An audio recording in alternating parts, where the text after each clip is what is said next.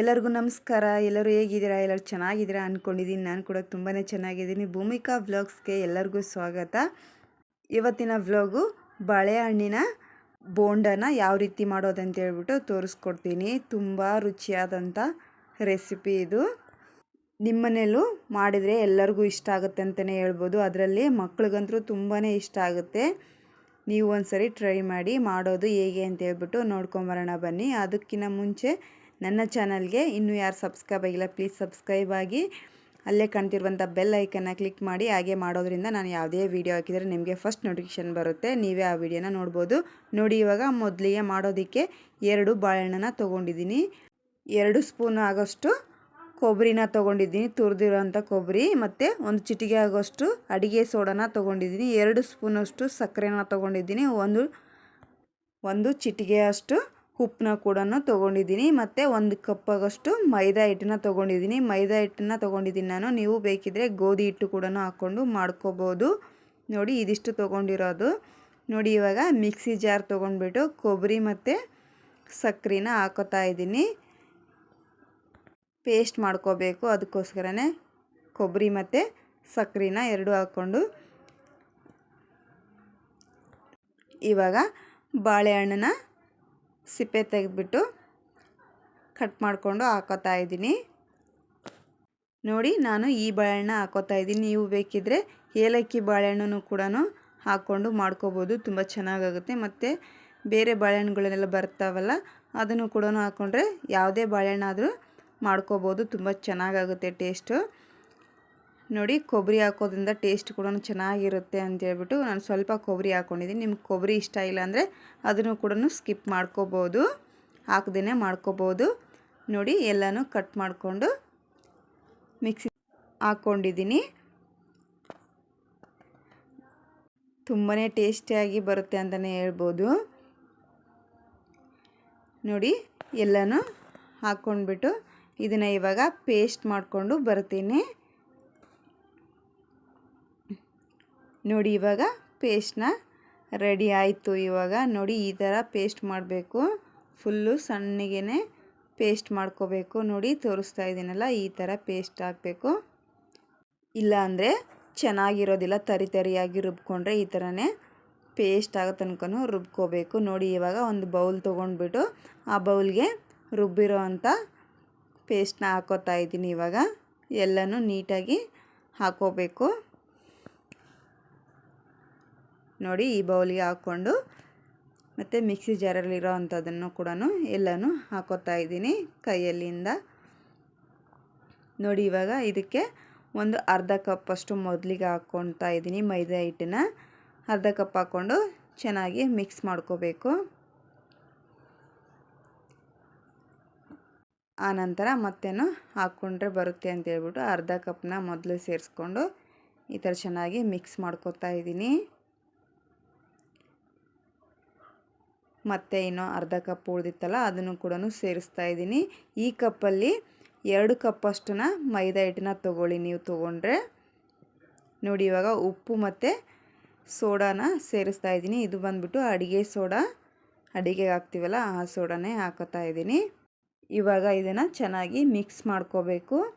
ಯಾವುದೇ ರೀತಿ ಗಂಟೇನೂ ಇರಲಾರ್ದಂಗೆ ಚೆನ್ನಾಗಿ ಮಿಕ್ಸ್ ಮಾಡ್ಕೋಬೇಕು. ನಾನು ಕೈಯಲ್ಲಿನೇ ಚೆನ್ನಾಗಿ ಮಿಕ್ಸ್ ಮಾಡ್ಕೊಂಬಿಟ್ಟೆ. ನೋಡಿ, ಈ ಥರ ಕೈಯಲ್ಲಿನೇ ಚೆನ್ನಾಗಿ ಮಿಕ್ಸ್ ಕೊಟ್ಕೊಂಡ್ರೆ ಚೆನ್ನಾಗಿ ಮಿಕ್ಸ್ ಆಗುತ್ತೆ ಅಂತಲೇ ಹೇಳ್ಬೋದು. ಸ್ಪೂನಲ್ಲಿ ಅಷ್ಟು ಚೆನ್ನಾಗಿ ಆಗೋದಿಲ್ಲ. ಅದಕ್ಕೋಸ್ಕರನೇ ಕೈಯಲ್ಲಿನೇ ಚೆನ್ನಾಗಿ ಮಿಕ್ಸ್ ಮಾಡ್ಕೊಳ್ಳಿ. ನೋಡಿ, ಈ ಥರ ಚೆನ್ನಾಗಿ ಮಿಕ್ಸ್ ಮಾಡ್ಕೋಬೇಕು. ನಾನು 2 ಬಾಳೆಹಣ್ಣನ್ನು ತೊಗೊಂಡಿದ್ನಲ್ವ, ಅದಕ್ಕೆ 1 ಕಪ್ಪು ಮೈದಾ ಹಿಟ್ಟು ಸರಿಯಾಗುತ್ತೆ ಅಂತ ಅಂದ್ಕೊಂಡಿದ್ದೆ. ಆದರೆ ಒಂದು ಸ್ವಲ್ಪ ತೆಳ್ಳಗಾಯಿತು. ಅದಕ್ಕೋಸ್ಕರನೇ ಇನ್ನೊಂದು ಕಪ್ಪು ಮೈದಾ ಹಿಟ್ಟನ್ನ ಸೇರಿಸ್ಕೊಂಡು ಮಿಕ್ಸ್ನ ಮಾಡ್ಕೊತಾ ಇದ್ದೀನಿ. ನೋಡ್ಬೋದು, ಇನ್ನೊಂದು ಕಪ್ಪು ಮೈದಾ ಹಿಟ್ಟನ್ನ ಹಾಕ್ಕೊಂಡು ಚೆನ್ನಾಗಿ ಮಿಕ್ಸ್ನ ಮಾಡ್ತಾ ಇದ್ದೀನಿ. ನೀವೇನಾದರೂ ಮಾಡೋರಿದ್ದರೆ 2 ಬಾಳೆಹಣ್ಣಿದ್ರೆ 2 ಕಪ್ಪಷ್ಟು ಮೈದಾ ಹಿಟ್ಟನ್ನ ತೊಗೊಳ್ಳಿ. ಚಿಕ್ಕ ಬಾಳೆಹಣ್ಣಿದ್ರೆ 1 ಕಪ್ಪು ಸರಿ ಆಗ್ಬೋದು. ನೋಡಿ, ಈ ಥರ ಕೈಯಲ್ಲಿ ಚೆನ್ನಾಗಿ ಮಿಕ್ಸ್ ಮಾಡ್ಕೋಬೇಕು. ಒಂಥರ ಜಿಗಿ ಬರುತ್ತಲ್ಲ ಹಿಟ್ಟು, ಆ ಥರ ಜಿಗಿ ಬರಬೇಕು. ನೋಡ್ಬೋದು ಯಾವ ಥರ ಕಾಣಿಸ್ತಾ ಇದೆ ಅಂತ ಹೇಳ್ಬಿಟ್ಟು. ಈ ಥರ ಎತ್ತಿದರೆ ಎಲ್ಲ ಹಿಟ್ಟನ್ನು ಬರಬೇಕು, ಆ ಥರ ಇರಬೇಕು. ನೋಡಿ, ಇವಾಗ ಎಲ್ಲ ರೆಡಿ ಆಗಿದೆ. ಇವಾಗ ಒಂದು ಪ್ಲೇಟ್ ಮುಚ್ಚಿ ಇಡ್ತಾ ಇದ್ದೀನಿ.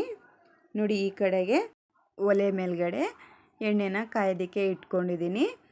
ಇದನ್ನು ಹಿಟ್ಟನ್ನೇನು ನೆನೆಸೋದೇನು ಬೇಕಾಗಿಲ್ಲ, ಹಾಗೆ ಡೈರೆಕ್ಟಾಗೆ ಮಾಡ್ಕೋಬೋದು. ನೋಡಿ, ಎಣ್ಣೆನೇ ಇವಾಗ ಕಾದಿದೆ ಎಣ್ಣೆ. ನೋಡಿ, ಇವಾಗ ಬೋಂಡ ಹಿಟ್ಟು ಕೂಡ ರೆಡಿಯಾಗಿದೆ. ಲೋ ಫ್ಲೇಮಲ್ಲಿ ಇಟ್ಕೊಂಡೇ ಹಾಕೋಬೇಕು. ನೋಡಿ, ಲೋ ಫ್ಲೇಮಲ್ಲಿ ಇಟ್ಕೊಂಡು ಈ ಥರ ಬೋಂಡನ ಬಿಡ್ತೀವಲ್ಲ ನಾವು, ಅದೇ ಥರನೇ ಬಿಡಬೇಕು. ಒಂದು ಸ್ವಲ್ಪ ಕೈನ ಮೇಲಕ್ಕೆ ಇಟ್ಕೊಂಡೇ ಬಿಡಿ, ಇಲ್ಲಾಂದರೆ ಕೈಗೆ ಎಣ್ಣೆ ಸಿಡಿದು ಬಿಡುತ್ತೆ. ನೋಡಿ, ನೀವು ಚಿಕ್ಕದಾಗಿಯೇ ಹಾಕ್ಕೋಬೇಕು, ಯಾಕಂದರೆ ಅದು ಎಣ್ಣೆಗೆ ಹಾಕಿದ ತಕ್ಷಣ ದೊಡ್ಡದಾಗಿಬಿಡುತ್ತೆ, ಉಬ್ಬಿ ಬರುತ್ತೆ. ಅದಕ್ಕೋಸ್ಕರನೇ ಚಿಕ್ಕದಾಗಿಯೇ ಹಾಕ್ಕೊಳ್ಳಿ.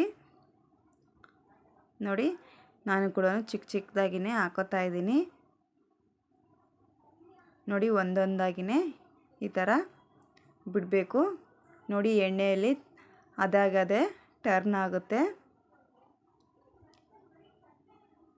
ನೋಡಿ, ಈ ಥರ ಒಂದೊಂದಾಗಿಯೇ ಬಿಟ್ಕೋಬೇಕು. ಎಷ್ಟಾದ್ರೂ ನೀವು ಎಣ್ಣೆ ಹಾಕಿರ್ತೀರಲ್ಲ, ಎಷ್ಟು ಹಿಡಿಯುತ್ತೋ ಅಷ್ಟು ನೋಡಿಕೊಂಡು ಹಾಕೋಬೋದು. ನೋಡಿ, ಈ ಕಡೆದು ನಾನು ಮುಂಚೆ ಹಾಕಿದ್ದು ತಾನೇ ಟರ್ನ್ ಆಗ್ತಾಯಿದೆ, ನಾವೇನು ಟರ್ನ್ ಮಾಡೋದು ಬೇಡ.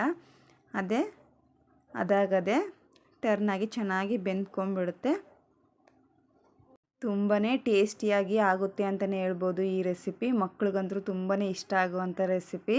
ನಿಮ್ಮ ಮನೆಯಲ್ಲಿ ಟ್ರೈ ಮಾಡಿ ಹೇಗಿತ್ತು ಅಂತ ಹೇಳ್ಬಿಟ್ಟು ಕಮೆಂಟ್ ಮಾಡಿ ತಿಳಿಸೋದು ಮಾತ್ರ ಮರಿಬೇಡಿ.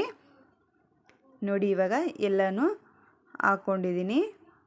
ಇವಾಗ ಲೋ ಫ್ಲೇಮಲ್ಲೇ ಇಟ್ಕೊಂಡು ಬೇಯಿಸ್ಕೋಬೇಕು ಎಲ್ಲನೂ. ನೋಡಿ, ಇವಾಗ ಒಂದು ಸ್ವಲ್ಪ ಈ ಥರ ಟರ್ನ್ ಮಾಡ್ಕೋತಾ ಇದ್ದೀನಿ. ಎಣ್ಣೆಯಲ್ಲಿ ಚೆನ್ನಾಗಿ ಬೇಯಿಸ್ಕೋಬೇಕು, ಎಲ್ಲ ಕಡೆನೂ ಚೆನ್ನಾಗಿ ಬೇಯಿಸ್ಕೋಬೇಕು.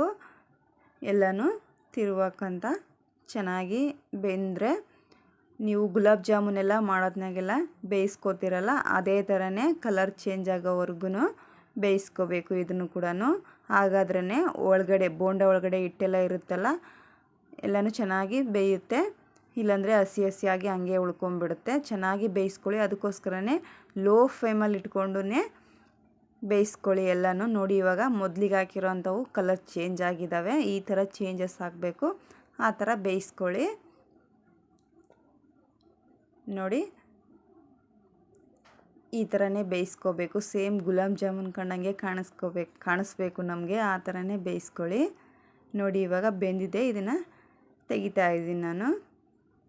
ಬೆಂದಿರೋ ಅಂಥವನ್ನ ಈ ಥರ ಒಂದೊಂದಾಗಿಯೇ ತೆಕ್ಕೊಂಬಿಟ್ರೆ ಆಯಿತು.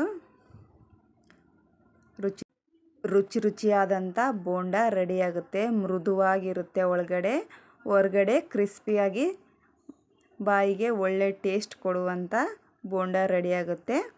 ನೋಡಿ, ಇನ್ನೊಂದು ಸರಿನೂ ಹಾಕೋದು ತೋರಿಸ್ತಾ ಇದ್ದೀನಿ ನಾನು.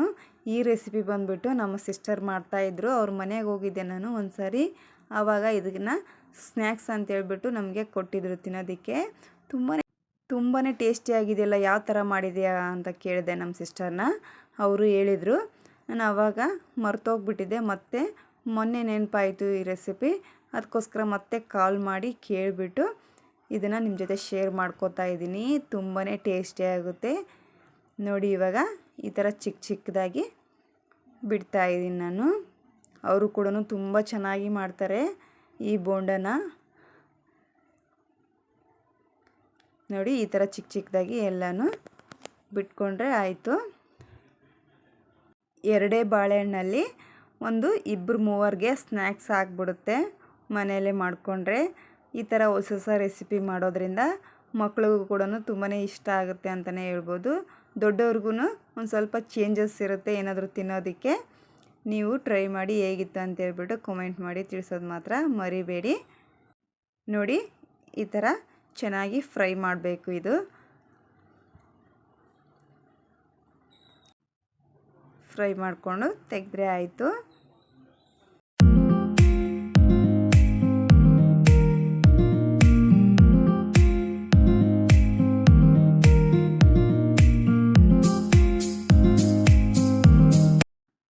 ರುಚಿಯಾದಂಥ ಸಂಜೆ ಹೊತ್ತಿನ ಸ್ನ್ಯಾಕ್ಸು ರೆಡಿ ಆಯಿತು ಅಂತಲೇ ಹೇಳ್ಬೋದು. ಕಡಿಮೆ ಸಮಯದಲ್ಲಿ ತುಂಬ ಟೇಸ್ಟಿಯಾಗಿರುವಂಥ ಸ್ನ್ಯಾಕ್ಸ್ ರೆಡಿ ಮಾಡ್ಬೋದು. ನೀವು ಟ್ರೈ ಮಾಡಿ.